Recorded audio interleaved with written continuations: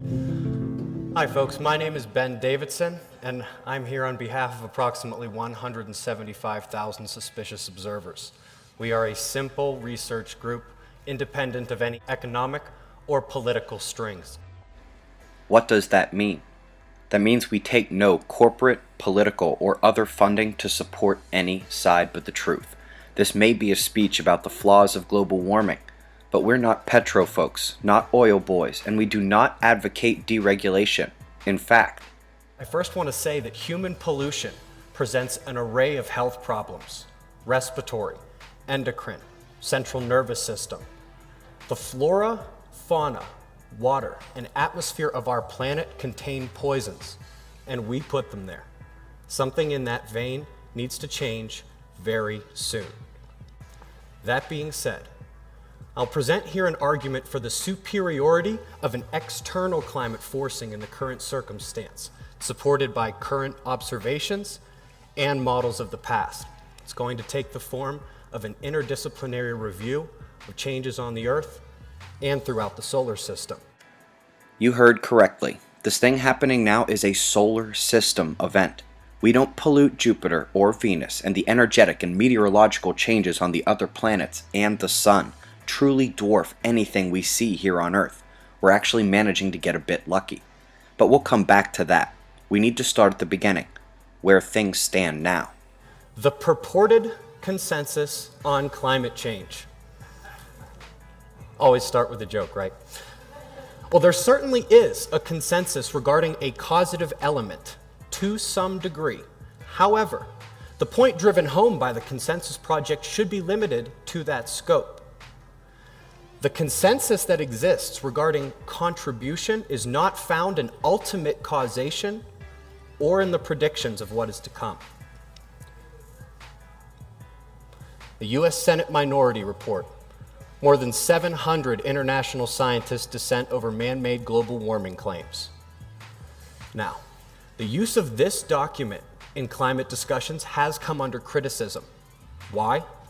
Because a good portion of those 700 scientists were not previously dedicated to climate research. That's a point I could make for a lot of the IPCC scientists before the IPCC existed.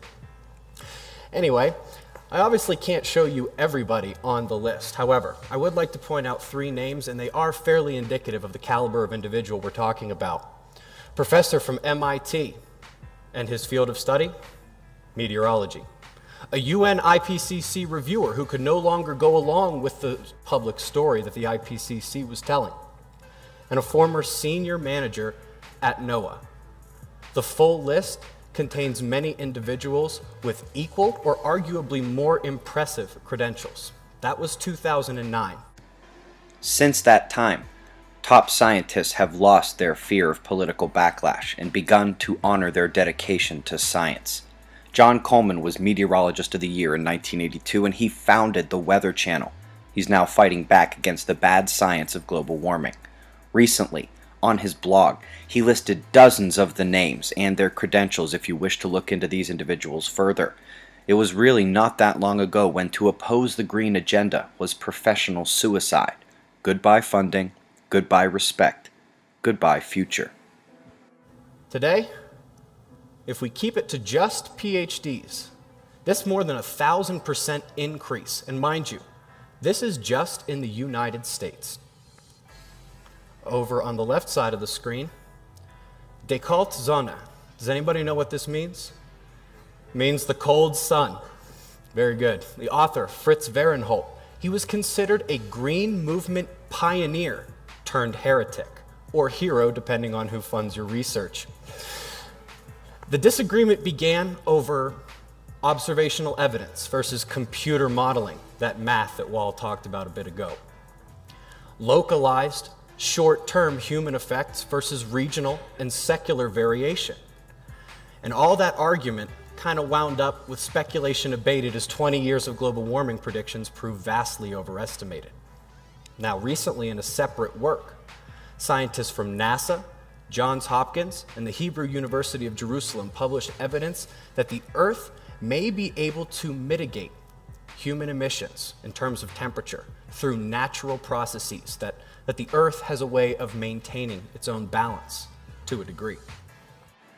The amount of information that has emerged just since the beginning of 2013 is astounding.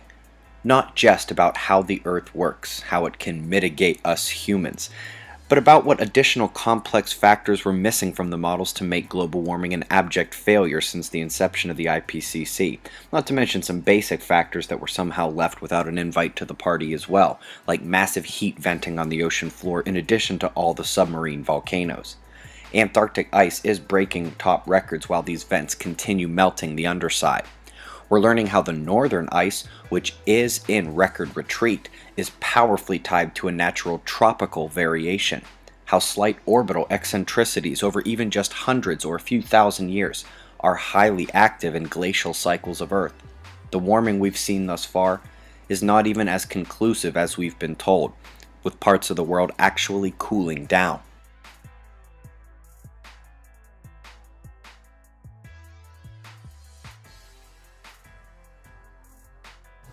Dr. Christie, University of Alabama, Huntsville, he gave us this chart showing the real-world tropical troposphere temperatures in blue and green going back to the 1970s, and we're comparing it with the dominant CO2 models in red. In a quote to CNS News, Dr. Christie said that on average, predictions were 3 to 4 times what occurred in the real world, with the closest being a Russian model that showed only a 1-degree increase. Now, here is where the sun and CO2 meet, courtesy of our friends at climate.gov. We're going to be looking at this a few times, but let's start with just the bottom 2 panels. First, we have blue and red, global average temperatures in the middle, and at the bottom, carbon dioxide in the atmosphere. And it's tough to see down even below that, but the timeline is as far back as they'll give us, back to 1880. Now, made a little adjustment here. That vertical line is the time when global warming predictions were made. That CO2 graph down below, kind of going up, that's what the temperature graph above it was supposed to look like. Instead, we're seeing kind of a sine curve that may be about to go back down and look like it probably would be back in the red if we saw farther back into the past. And speaking of the past, the 800-pound gorilla on this page is quite clearly the lack of CO2 data into the past. Now, true enough, the further we go back, the less certain we are of the exact levels of CO2 in the atmosphere. However, when your best guess about CO2 and temperature going back 350,000 years looks this similar, very, very difficult to ignore the best guess solar CO2 estimation process. Now, forgetting the fact that indeed temperature does appear to lead CO2 in many cases, not the other way around. That's a different discussion for another day. I'd like to point out my little addition to the Vostok ice core data here. Very scientific, it's up there at the top, that tiny little arrow extending the pollution effect. That number from 2007 is actually now well out of date. We're up over 400 parts per million in the atmosphere, and the temperature has not changed much. Well, what caused CO2 to do that? We did. Human emissions, the Industrial Revolution, broke that near perfect hundreds of thousands of years of correlation between CO2 and temperature. Now, if you look right at the very edge, it does appear that not too long ago, temperatures may have been even warmer than they are now. So let's take a look at just the last 16,000 years. This appeared in a work by Robert Carter, combining the work of Davis and Bowling 2001 and data products using the NSIDC user services. The yellow portion up top, zoomed in down below. We are seeing a 2,000-year cooling of global temperatures. Now, it may be difficult to see, but there's a little red line right above the E. Can you guys see the little red line? That's global warming over the last century in its proper context.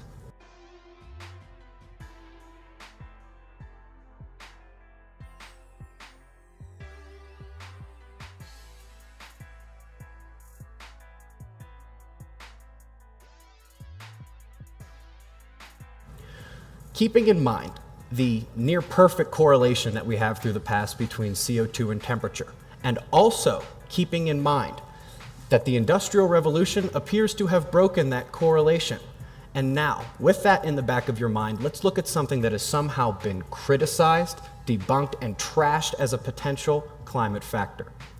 Somehow, computer models have turned a blind eye to the sun and to common sense. We're going to see how in a moment, but we're going to start simply with sunspot numbers, one of the most common measures given for solar activity. For some perspective, we have red lines across where the sunspot number is 200, and we have a vertical line in blue when the Earth stopped warming so much. Now, global warming as we know it occurred shortly after that first time up top that sunspot numbers hit the 200 mark on that cycle, or on the chart, excuse me.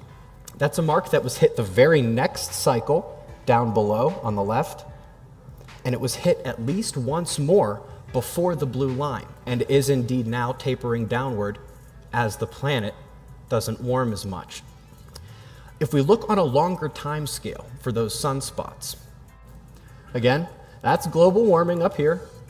As we come down, this is a drop in sunspot numbers as we have this pause in global warming. But back on the left, the Maunder minimum, the last grand solar minimum. That capped off the last mini ice age, but it is important to note that the last mini ice age did last a lot longer than that, began earlier, and due to multiple volcanic eruptions, the solar weakening was but one factor contributing to that extreme cold.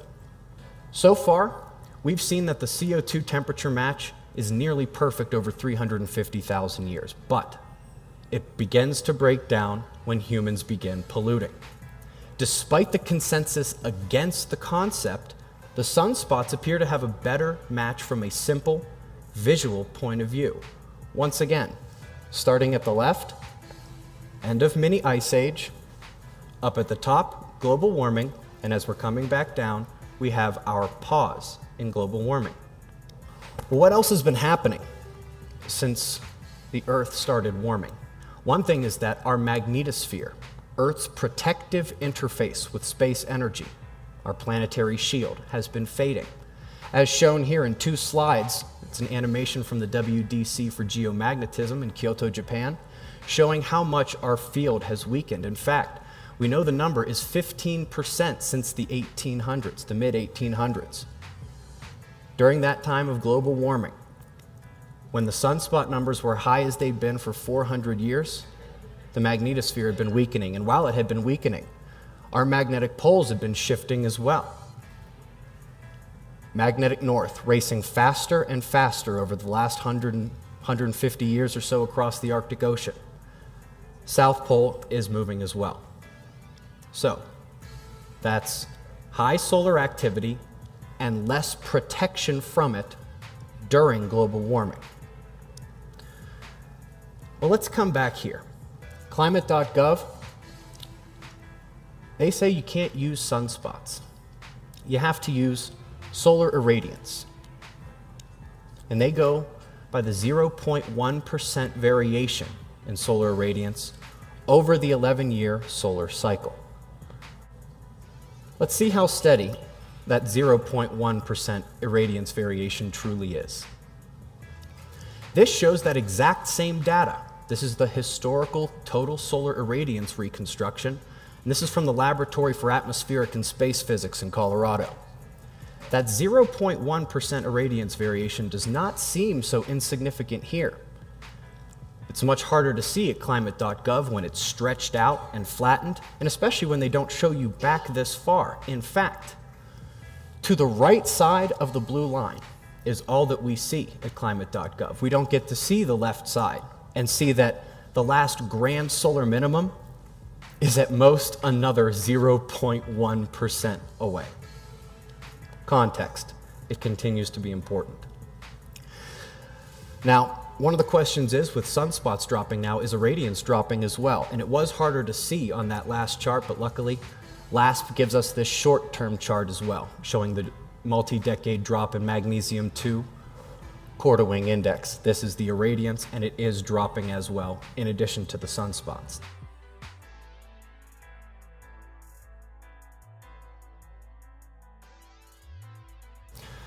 We'll read a quote here. A relatively localized, small amplitude solar influence on the upper atmosphere could have an important effect via the nonlinear evolution on atmospheric dynamics on the critical atmospheric processes. The layman's translation, tiny variations on the sun, big changes here on Earth. Of course, you just saw in the previous slides how tiny variations we're talking about.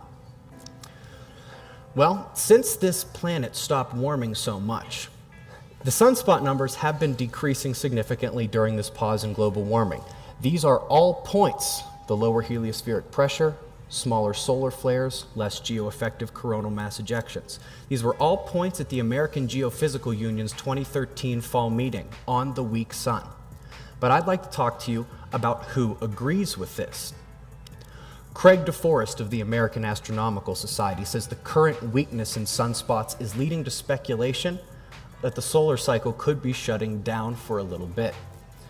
Mike Lockwood, professor of space environment physics, says the sun is now weakening faster than at any other time in the last 9,000 years. Penn and Livingston of the National Solar Observatory state that a disappearance of the sunspot cycle for multiple cycles could be on our doorstep. That trend is expressly recognized by David Hathaway of NASA's Marshall Space Flight Center during what he believes we can already call the weakest solar activity in hundreds of years. It's not just sunspots, though, and it's not just solar irradiance. According to data from Stanford's Wilcox Solar Observatory, the polar fields, the magnetic polar force of our star, has weakened for almost 4 straight decades, furthering the notion that a longer-term solar grand minimum may be on our doorstep. The heliospheric pressure is lower.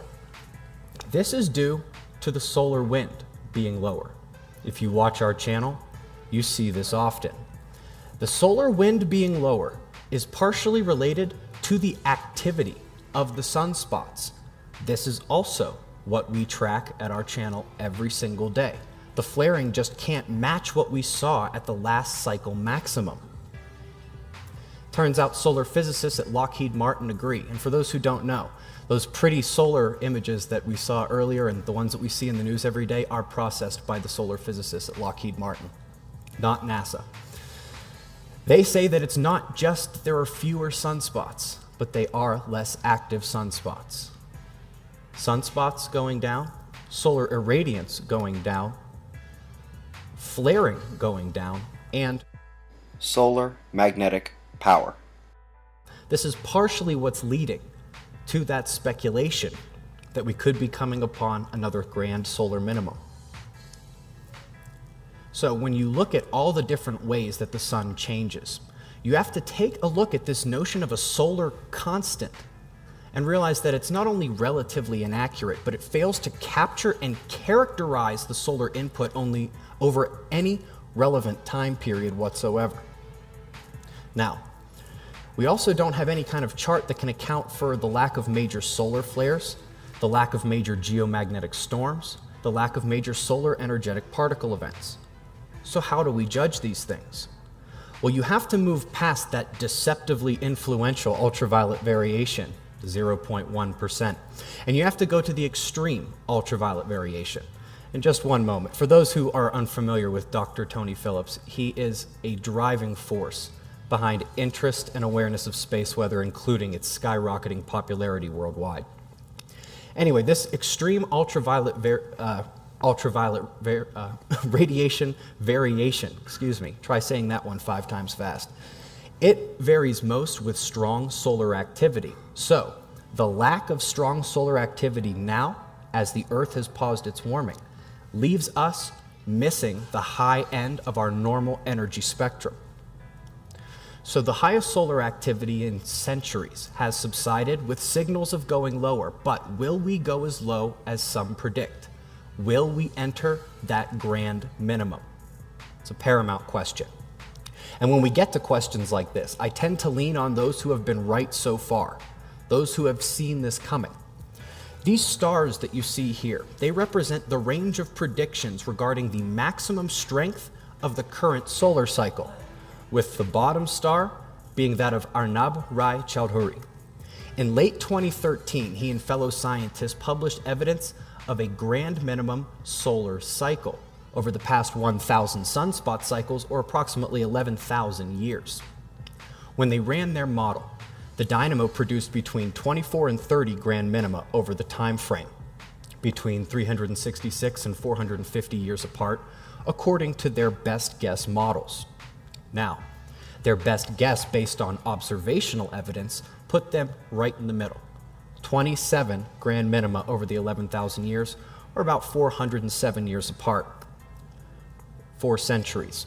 Coming back for some more context, remember that's important, it's 2014, so 4 centuries ago it was 1614, and if you can find that on the chart, you can see that we may be due for another one, give or take a few decades. Another quote, "It all points to perhaps another little ice age. It seems likely we're going to enter a period of very low solar activity and could mean we're in for very cold winters." That's pretty bold, especially given this alleged consensus on climate change. Where is Dr. Elliott getting his information? Well, in 2013, there was a conference/teleconference in Colorado headed by NASA scientists. If you didn't hear about it, it's because not a single United States news outlet picked up the story. In fact, there was only one article from the Irish Times. It took Ian Elliott and a couple of the other solar scientists who were privy to that information. They put together the article titled "Sun's Bizarre Activity May Trigger a New Ice Age." In that same vein, we've heard that the flaring is going down as the sunspots are going down, and the solar wind is going down, the heliospheric pressure is going down, the polar magnetic fields on the sun are weakening, and as all of these things occur, the heliosphere weakens.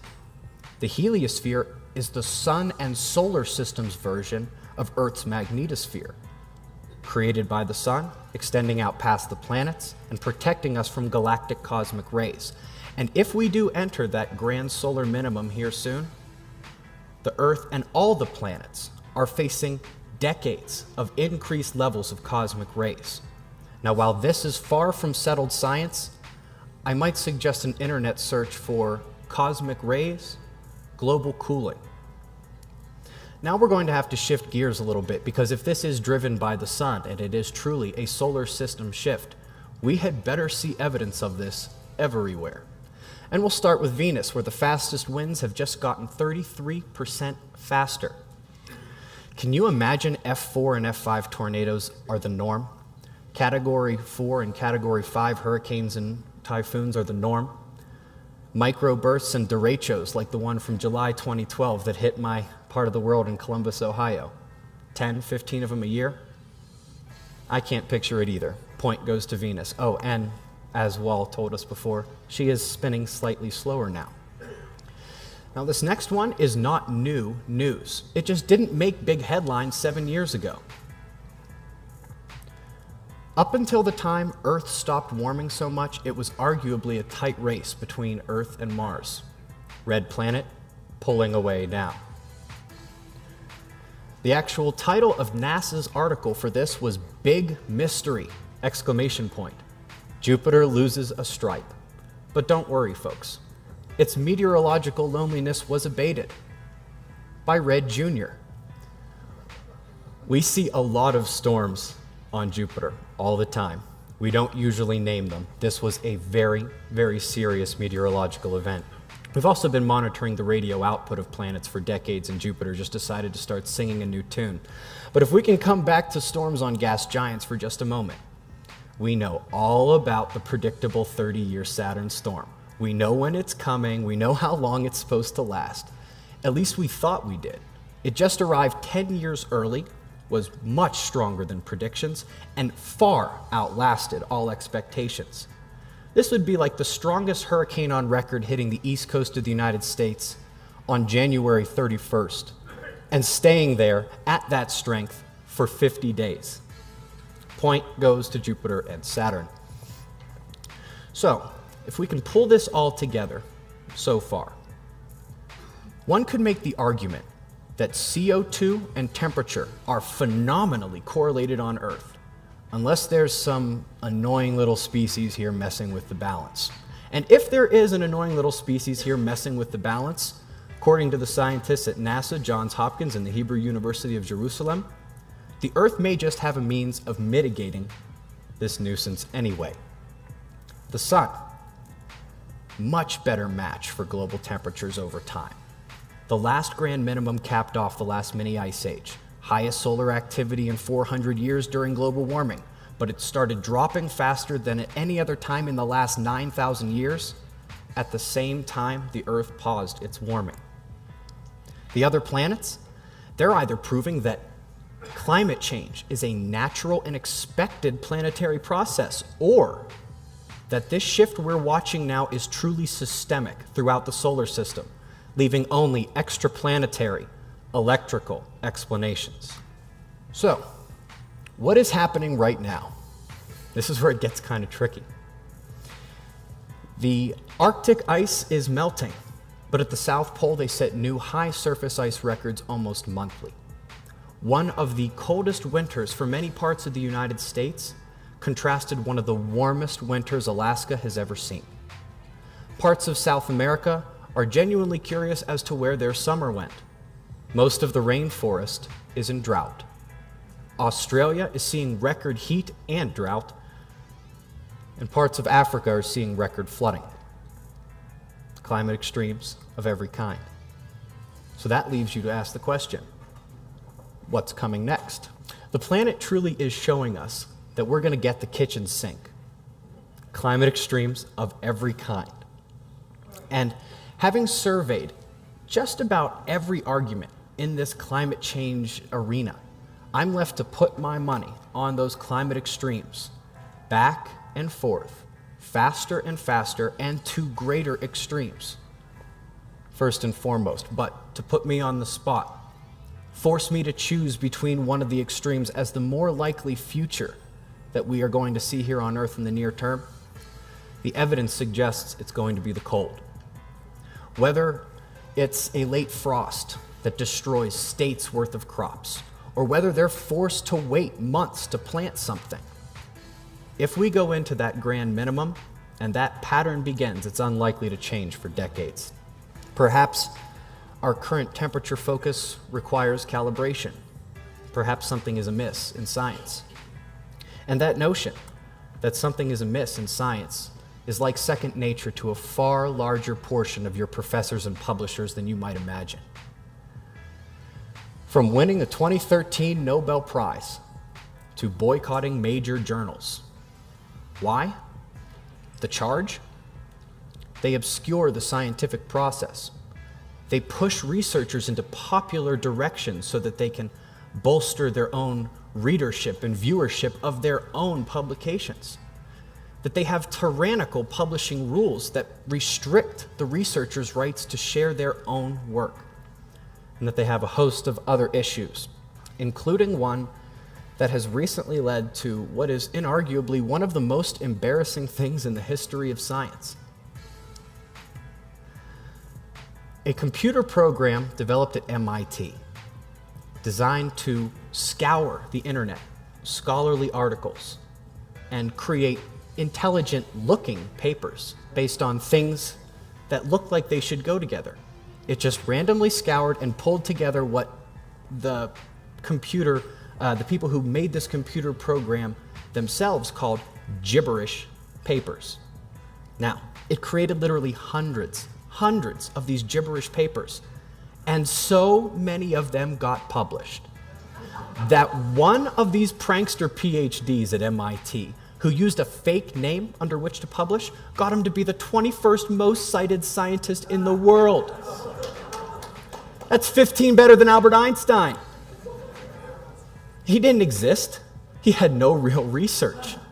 And in fact, that computer program was so far from being ultimately sophisticated that when those prankster PhDs at MIT took a look at what their computers had given them, they said, "This is too unbelievable. This is never going to work. We have to rewrite almost every single abstract." And that they did, but that's all they did, and that's all they needed to get published. There was no real review, nothing.